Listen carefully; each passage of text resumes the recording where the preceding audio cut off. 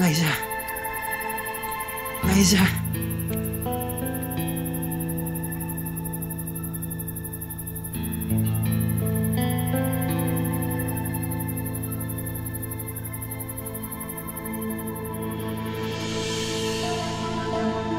Na-order ko na yung gearbox sa supplier. Hopefully, bago matapos yung linggo, nakakaandar na ulit ng motor mo. Uy, Rusty. Ano yun, Liza? Sorry, ano ulit yung sinabi mo? Sabi ko, naka-order na ako ng supplies. Okay, good.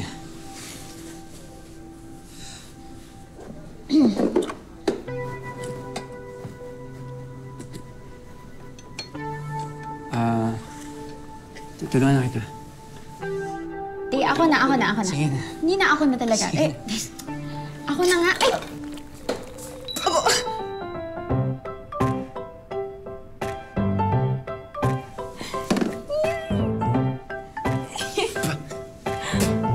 Akin na. Saan nga ba patungo? Huwag mo kainin. Huwag mo. Hindi naman, no? Huwag kainin. Ayaw na matanggal. Oh. Nagantihan mo ba ako? Ikaw kasi nangingilam ka eh. Meron pa. Ito. Basta. Teka lang. Quits na tayo, ah. Okay. Saan? Ikaw na. Alam mo, nakita ko yung profile mo online, eh. Dami nagko-comment sa'yo, ah. Dami nagsasabi na magaling ka nga talaga. Tapos yung tawag pa nila sa'yo, ano yun? Motorcycle whisperer. Bakit? Passion mo na ba talaga to? Favorite kasi na banding namin to ni Dad at saka ni Maming ko. Nagsimula sa hobby hanggang sa naging trabaho ko na. Ito yung clutch lever. Ito naman, ang brake line.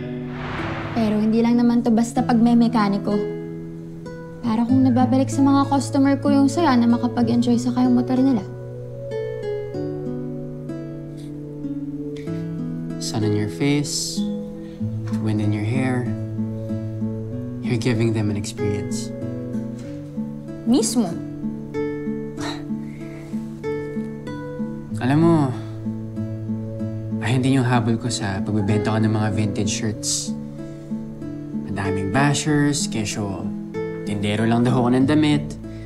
Pero di nila alam, I'm selling a vibe, an identity. Alam mo, kahit nagsimula tayong busit sa isa't isa, dami rin pala nating similarities. Teka, ibibigay lang ako sa'yo.